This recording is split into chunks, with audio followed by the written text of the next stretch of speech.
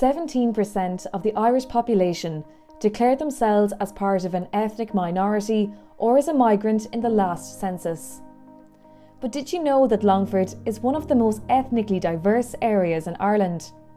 It's home to places like Edwardstown and Ballymahon, where over 30% of the population are non-Irish nationals. Just 10 of the 949 councillors in Ireland come from a migrant background. That's just over 1%.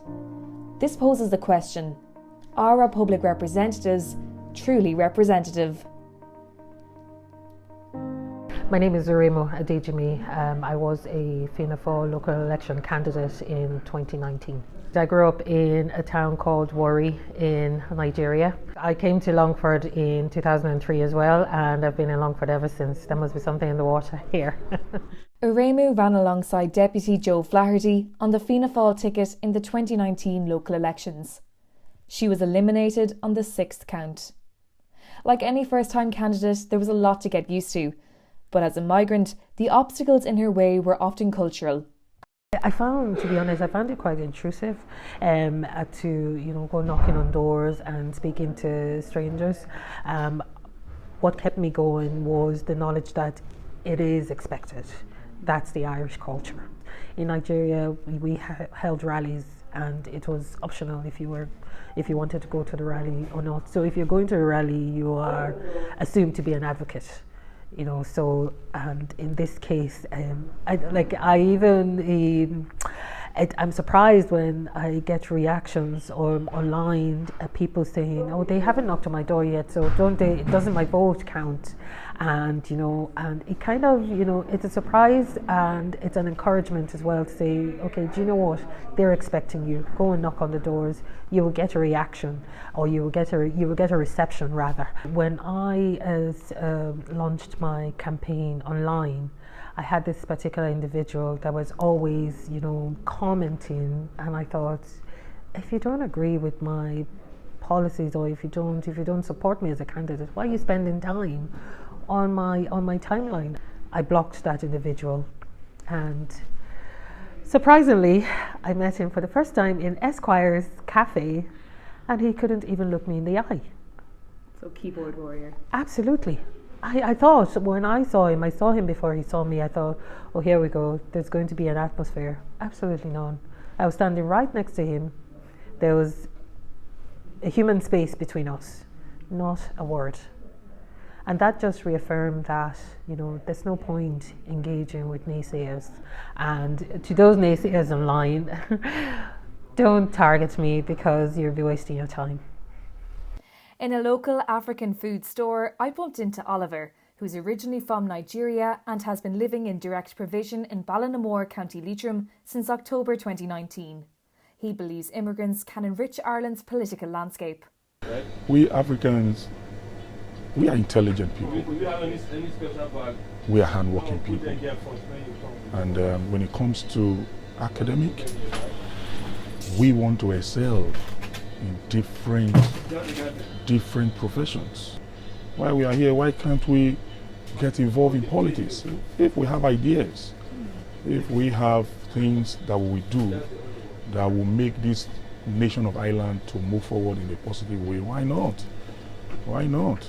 So if, for instance, I get my citizenship, and I know, coming back from Nigeria, I was a professional banker, and coming here, I have a lot of things to contribute to Ireland that will move this nation forward. Assistant Professor in Social Policy in UCD, Stefan Koppa, wanted to draw attention to the lack of diversity in the newly elected Dáil. His views were met with an onslaught of online abuse. I saw a summary on the RTE Twitter account where they just broke down, okay, where are these new TDs coming from? I think there is also big gap on ethnic minorities. We have one TD that has ethnic minority background, and that's Leo Robatka.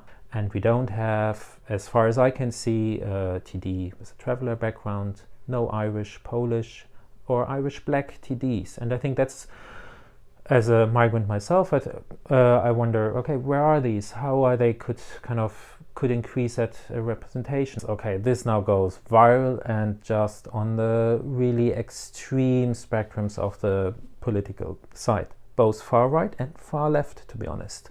Some of these comments were very nasty around they wanted to deport me, called me a racist. I just wanted to highlight, and then also anti-Semitic comments. More diverse teams deliver much better outcomes. So if you have very monolithic teams that are maybe just have, for instance, one educational background, all economists in the room, they will find economic solutions.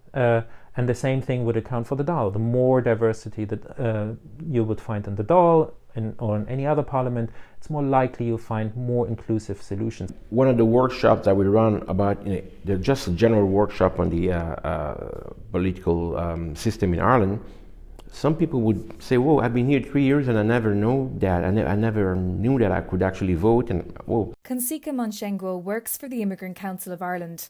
They run workshops and internships to encourage political participation among migrants. But Consika says that message of encouragement should be coming from the government as well as their NGO. Maybe there's no message out there to say that, okay, you are welcome, please join. The message is that you're not from here, why are you getting involved in local politics, and people have received very negative comments, go back to your country, etc. Usually people try to brush it aside and say, okay, sticks and stone, I just move ahead and I continue my campaign. But those who are aware, those who have the tools to address racism, they will do that. But it takes a lot of courage, it takes a lot of knowledge, and it takes also a lot of support. And sometimes people don't have that, so they try to just put it aside and go away. So that's why sometimes, just because nobody's complaining, it doesn't mean discrimination is not happening. But I think with the second generation, well, we wouldn't even call them migrant anymore because they'll be, Joe and Femi from Tala and from Black Rock. So it's going to be a different dynamic. That's why I'm saying it's important for the government to really put in place a national action plan to combat all that racism, because you'll have a young man who's black with thick Cork accent who doesn't consider themselves as a foreigner and wants to run for election. You're going to tell them, go back to your country and say, I was born in Cork. So it's going to be a different dynamic, and it's important for us to start being ready for that different dynamic that will come eventually. This is something that the state should be doing. We should find a way to inform people and to get them to be active citizens. And that should come from the state as well as NGOs. On the 2nd of March 2020, almost a year since her political campaign began, Uruemu Adejinmi was co-opted onto Longford County Council, filling the vacancy after Joe Flaherty's election to Dáil Éireann. If you think about it, I've been voting and, performing my civic duty, but I never would have thought that I would join a political party. I would end up on a ticket. Even when I was asked to join a party in 2016, I thought, just get involved. I like getting involved. I like understanding the community and the fabric and, what makes it tick, because that way you can align yourself well and people feel comfortable with you. I think housing is something that I spotted straight away from canvassing, especially that is something that can really be, we can get quick wins with that. There's so many boarded up houses there needn't be. So, with some quick thinking, with some adjusting of the procedures, really, because you have thousands of people on waiting lists and then you have houses boarded up, it just doesn't make sense. So it just takes a bit of everybody coming together and working together. It doesn't have to just be the council's responsibility to get these houses up and running. So we'll look at different options to really make life easier for everybody collectively, because if you think about it, all the angst and all the fighting and social behaviour and the negative vibes around the place. It's just because people are not happy, and if we're not happy, we tend to lash out. I can't take the credit for myself. I think the entire African community have made this history because, you know, you need people to get on a ticket, you need people to vote, and the African community have collectively come out for me and is supporting me by their vote, and that shows, you know, they have faith in me, and please God, I won't let them down. I work very hard for the applicants, for other migrants, and again for Irish natives. I'm just over the moon. It's unbelievable. You couldn't make it up. Compared to other countries, Ireland's history of inward migration is relatively new. In Britain, the number of Black, Asian and ethnic minority MPs elected to Westminster has grown every election since 1987. Only time will tell whether the same can be said for Ireland.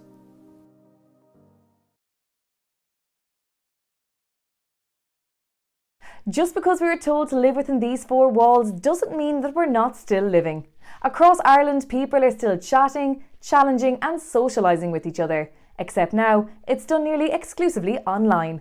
Online challenges have been popping up everywhere, from the Keepy Uppy challenge, the dance challenge and the good old-fashioned pub quiz, minus the pub.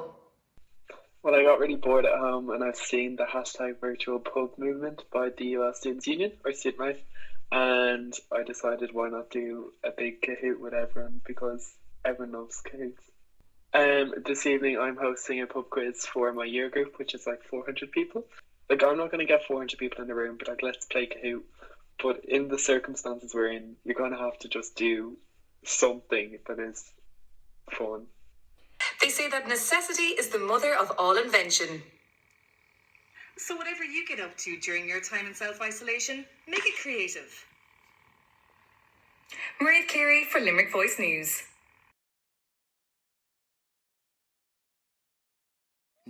Forget Lululemons or Louboutins. This season's most sought after accessory are luscious lips. Per capita, Ireland Googles the word lip fillers more than any other country in the world.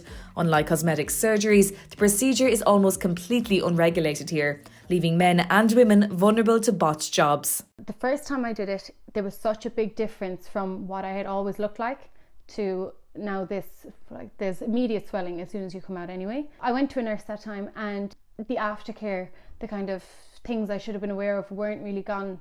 I wasn't aware of them when I came out of the appointment, and I had bruising, I had different things like that, so I kind of got worried.